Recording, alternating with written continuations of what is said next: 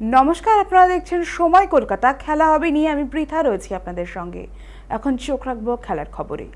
IPL এর মাঝপথে পৌঁছে গেলেও এখনো মাঠে নামেননি মহেন্দ্র সিং ধোনি, যা ঘিরে অনুরাগীদের উদ্বেগ বাড়ছে। চেন্নাই সুপার কিংসের গুরুত্বপূর্ণ ম্যাচে দিল্লি সফরেও তিনি দলের সঙ্গে যাননি, ফলে তার ফেরা নিয়ে অনিশ্চয়তা আরও বেড়েছে। টিম ম্যানেজমেন্টও ধোনির প্রত্যাবর্তন নিয়ে স্পষ্ট করে কিছু বলতে পারছে না, শুধু জানা গেছে তার চোট পুরোপুরি সারেনি। অনুশীলনে ফিরলেও বারবার পায়ের পেশির সমস্যায় ভুগছেন তিনি, তাই ঝুঁকি নিতে চাইছে না দল।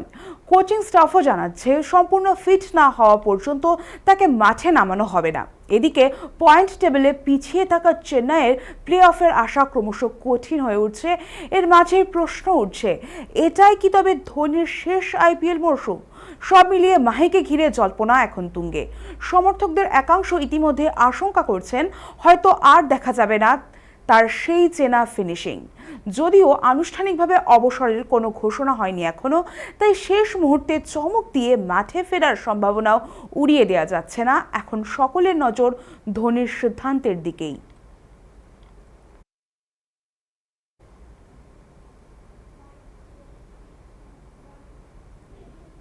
অরুণ জেটলি স্টেডিয়ামে দিল্লি ক্যাপিটালসকে ৮ উইকেটে হারিয়ে আইপিএলের প্লে অফের দৌড়ে টিকে থাকলো চেন্নাই সুপার কিংস। প্রথমে ব্যাট করে দিল্লির ৭ উইকেটে ১৫৫ রান তুললেও সঞ্জু স্যামসনের বিধ্বংসী ইনিংসে ভর করে সহজ জয় ছিনিয়ে নেয় ঋতুরাজ গায়কোয়াড়দের দল। এদিন ৫২ বলে অপরাজিত ৮৭ রানের চোখ ধাঁধানো ইনিংস খেলেন সঞ্জু, যার মধ্যে ছিল ৭টি ৪ ও ৬টি ছক্কা। কার্তিক শর্মার ৪১-এর সঙ্গে ১৪৪ রানের অবিচ্ছেদ্য জুটি গড়ে ১৭.৩ ওভারেই জয় নিশ্চিত করেন। দিল্লির পক্ষে সোমের রিজভি ৪০ ও ট্রিস্টান স্টাবস লড়াই করলেও চেন্নাইয়ের নূর আহমেদের বোলিংয়ের সামনে বাকিরা ব্যর্থ হন। ১০ ম্যাচে ১০ পয়েন্ট নিয়ে টেবিলের ষষ্ঠ স্থানে থাকলেও এই জয় ৫ বারের চ্যাম্পিয়নদের আত্মবিশ্বাস বহুগুণ বাড়িয়ে দিল।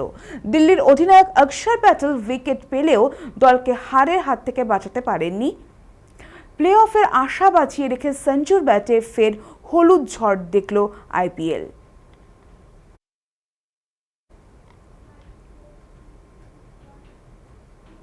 আইপিএল দল রাজস্থান রয়্যালসের মালিকানা নিয়ে আচমকাই শুরু হয়েছে জোর বিতর্ক। সোমানি নেতৃত্বাধীন একটি কনসোর্টিয়াম অভিযোগ করেছে, চূড়ান্ত পর্যায়ে পৌঁছেও তাদের অন্যায়ভাবে মালিকানা দৌড় থেকে সরিয়ে দেওয়া হয়েছে। তাদের দাবি, বিডিং প্রক্রিয়ার বেশিরভাগ সময় তারা শীর্ষে থাকলেও শেষ মুহূর্তে অংশগ্রহণের সুযোগ দেওয়া হয়নি। এই অভিযোগের মাঝে স্বচ্ছতা নিয়ে প্রশ্ন তুলেছে ওই গোষ্ঠী এবং আদালতের দ্বারস্থ হওয়ার কথাও ভাবছে। অন্যদিকে খবর আসছে, লক্ষ্মী এন মিত্তাল ও আদিত্য মিত্তালের নেতৃত্বে মিত্তাল পরিবার এবং আদার পুনাওয়ালার দল শেষ পর্যন্ত বেশি মূল্যে ফ্র্যাঞ্চাইজিটি অধিগ্রহণ করেছে। যদিও সোমানি গোষ্ঠীর বিড প্রত্যাহারের খবর অস্বীকার করে নিজেদের অবস্থান অনড় রয়েছে। পুরো ঘটনায় আইপিএলের অন্যতম জনপ্রিয় ফ্র্যাঞ্চাইজির মালিকানা নিয়ে জল্পনা তুঙ্গে।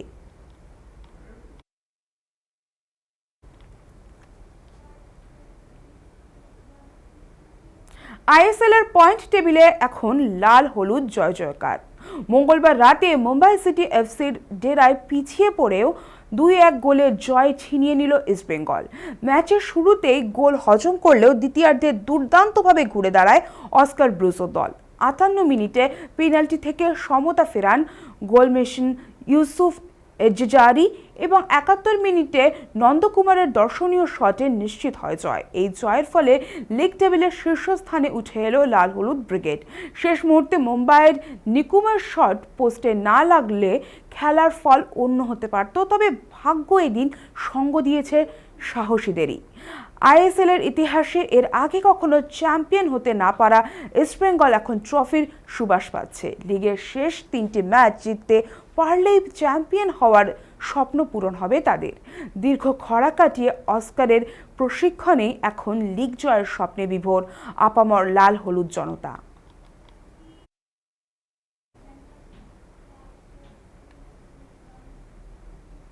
কুস্তির ম্যাচে ফেরার আগেই নতুন সংকটে ভিনেশ ফোগট। ব্রিজভূষণ শরণ সিং এর বিরুদ্ধে দীর্ঘ লড়াইয়ের পর এবার ডোপিং সংক্রান্ত জটিলতায় নাম জড়ালো তার। গত 2025 সালের ডিসেম্বরে বেঙ্গালুরুতে ডোপিং কন্ট্রোল অফিসাররা নির্ধারিত সময়ে তাকে খুঁজে না পাওয়ায় আন্তর্জাতিক টেস্টিং সংস্থা কঠোর অবস্থান নিয়েছে। নিয়ম অনুযায়ী নির্দিষ্ট স্থানে উপস্থিত না থাকা ডোপিং বিরোধী বিধি লঙ্ঘনের শামিল, যার জেরে বড়সড় নিষেধাজ্ঞার কবলে পড়তে পারেন এই তারকা কুস্তিগির। 2026 সালের 5 ডিসেম্বর তাকে কারণ দর্শানোর নোটিশ পাঠানো হয়েছে এবং 19 জানুয়ারির মধ্যে জবাব দিতে বলা হয়েছে।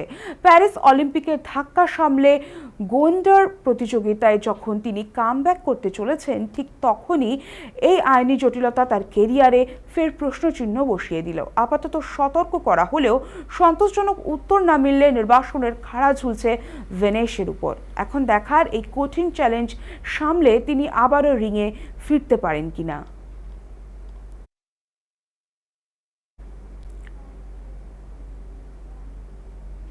খেলা হবে এখনকার মতো এই পর্যন্তই। খেলার অন্য সমস্ত খবর পেতে চোখ রাখুন সময় কলকাতায়।